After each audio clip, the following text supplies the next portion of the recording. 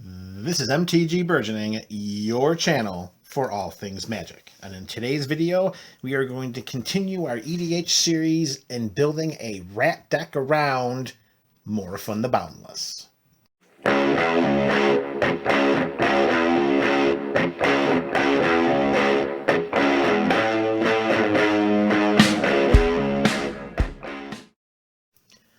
Welcome back, fans of MTG Burgeoning. It's Sunday, so that can only mean one thing. Sunday is fun day. Morophon the Boundless is here, and we are going to continue our series of building a rat deck around our favorite changeling. If you missed any of the previous episodes of this series, you can click on the links below and it'll bring you right up to speed. Morophon, our famously loved and most beloved shapeshifter with changeling, is the feature of this series. Every Sunday is Fun Day at MTG Burgeoning. We've already decided to include, by vote of the MTG Burgeoning community, the rat colony will be the featured rats of this Morophon rat deck. We don't know exactly at this point how many copies of rat colony are going to go into the deck, but we do know that there will be a lot. And so far, very briefly, here are the cards that have already been included in this rat build.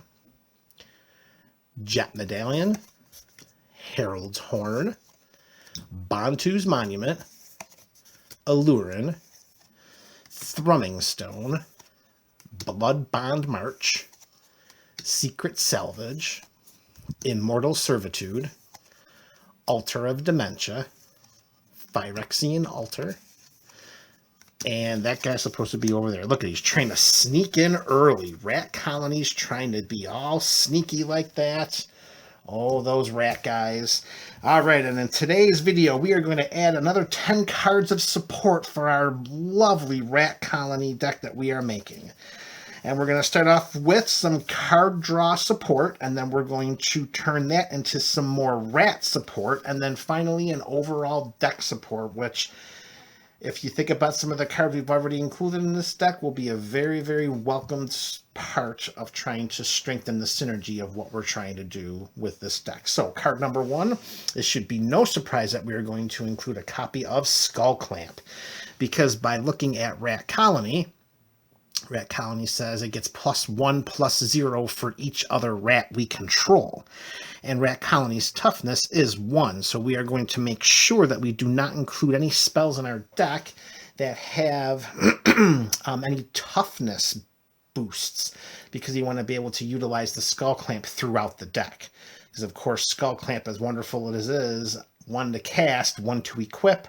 When equipped creature gets +1/-1. Equipped creature gets +1/-1, and whenever equipped creature dies, we draw 2 cards. And yes, we do have a couple of sacrifice outlets already in the deck with Phyrexian Altar and that Altar of Dementia. Having the Skull Clamp in place with a bevy of creatures with a toughness of 1 will always make it okay for us to fill our hands by killing some rats. So Skull Clamp is card number 1 added to this rat deck. All right, number 2 on our list is going to be Elemental Bond. 2 and a green, whenever a creature with power 3 or greater enters the battlefield under our control, draw a card. We gotta be a little careful here. This is not a may ability. It is telling us that we must draw a card. And as we look at our copy of Rat Colony there, again, it is a 2/1. So any other rat in play, when Rat Colony comes down, is going to put a card in our hand. Again, we got to be careful. We don't want to draw ourselves out. Been there, and it hurts. It hurts a lot. Staying on theme with drawing cards from our rats, we are going to include a copy of Beast Whisperer. 2 and 2 green, this rare from Guilds of Ravnica says, whenever you cast a creature spell, draw a card. Now, I will admit, I jostled back and forth between including Beast Whisperer or a copy of Vanquisher's Banner. Vanquisher's Banner is an artifact that costs 5, And it says the same thing as whenever we cast a creature spell of the chosen type, of course we would be picking rats, we would draw a card. However, the creatures that we control of the chosen type will get a power toughness boost of +1/+1 if we include the Vanquisher's Banner. So again, because we are including the Skull Clamp and we're trying to keep the toughness of our creatures down, we are not going to include a Vanquisher's Banner at this time, instead focusing on a Beast Whisperer and seeing how that can do with our draw creature spells. So whenever we cast a rat, we are going to draw a card. And again, we got to be careful because it's not a may option. It is we cast the rat, we draw a card. So we got to watch to make sure that we don't draw ourselves out. These are going to be some of the key cogs in our card drawing engine, particularly with the stack of rat colonies in place. And if we take a quick look over here at a card we showcased earlier, Allurin allows us to cast our rats for free. Rat is cast. Beast Whisperer triggers, we draw a card. A rat comes into play. Elemental Bond triggers, we draw a card. Thrumming Stone also has the same ability, as we are casting spells without paying their mana cost. So we are putting out some cogs in a nice card drawing engine to allow ourselves to combo out, flood the battlefield with stinking rats, and then just win the game. All right, so card number 4. And this one, folks, we got to think a little bit outside the box here. So let me put the card up there first before I start to explain why we have to embrace an outside the box thinking. We're going back to Odyssey for this card.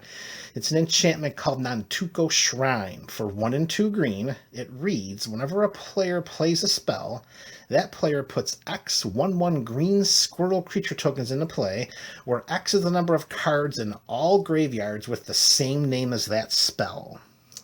It is very unlikely that we will be sitting at an EDH table with somebody playing with a fellow rat deck, or a Shadowborn Apostles deck, or a Persistent Petitioners deck.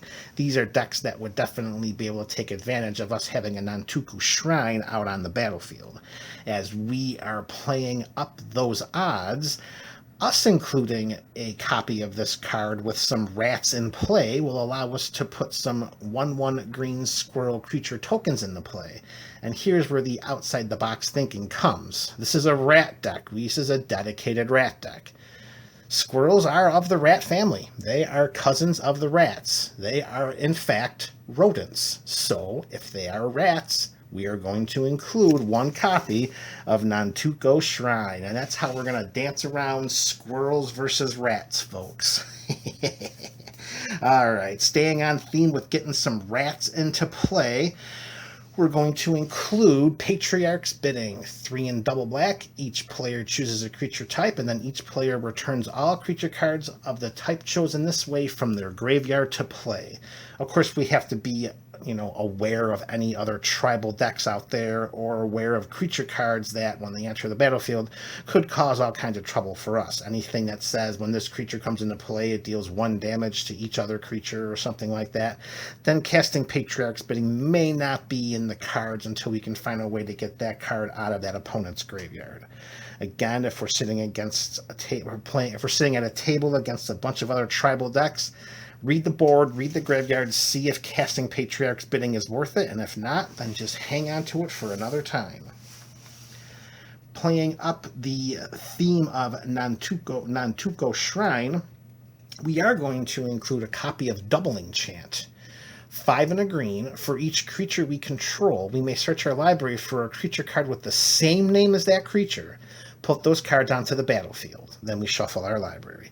This is perfect if we got 3 or 4 rats in play. We cast Doubling Chant, and suddenly we double the number of rats we have in play. And if we have some of our cards in play that allow us to draw, like an Elemental Bond or anything like that, well, that just makes it that much sweeter. And no one's going to be expecting a Doubling Chant at the commander table. Again, we have to be careful that we're not sitting at a table with a Persistent Petitioners or something like that, where the spell could get copied by maybe a Narset's Reversal or something like that. So again, just read the board, read the players, and cast accordingly. All right, so now we are going to continue with some rat support, and this time we're going to Throne of Eldraine, and we are going to include Piper of the Swarm. 1 and a black, it is not a rat. However, it gives rats we control menace, can create rat tokens by tapping 1 and a black and turning it sideways, and for 2 and 2 black, we can tap this human warlock, sacrifice 3 rats, and gain control of target creature. Piper of the Swarm is going to do some work in this deck. Next card up, card number 8, one of the greatest named cards in the history of Magic. It had to be included. It was mentioned in the comments by G. Unki when we were talking about building the rat deck. So as a shout out to him, here it is, the Ogre Slumlord.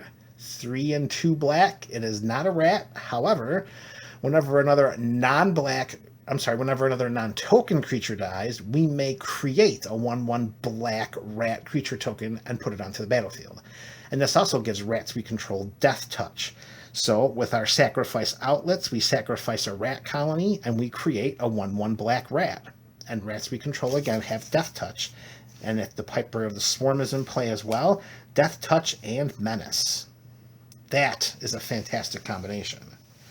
Card number 9, and we're going to the Kamigawa series for this. Well, the physical card itself is from Mystery Boosters, but it was originally printed in the Kamigawa set. And that's going to be a copy of Mirrodin. 3 and 2 black, it's a rat rogue. All rats have fear. So if we, for some reason, can get Mirrodin, Ogre Slumlord, and Piper of the Swarm in play all at the same time, all of our rats will have Menace, Death Touch, and Fear. Forget about it, right? And then we can tap Mirrodin and sacrifice a rat to put X 1/1 black rat creature tokens into play, where X is the number of rats we control. So we can look at Mirrodin in a lot of ways.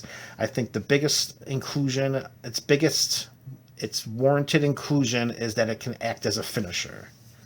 And that's why Mirrodin is in this deck at number 9. All right, card 10, last card to be added in this installment before we start moving to closing this out with some ramp, some disruption, some removal, and some card advantage, and that's going to be the next video we do. This is card number 10.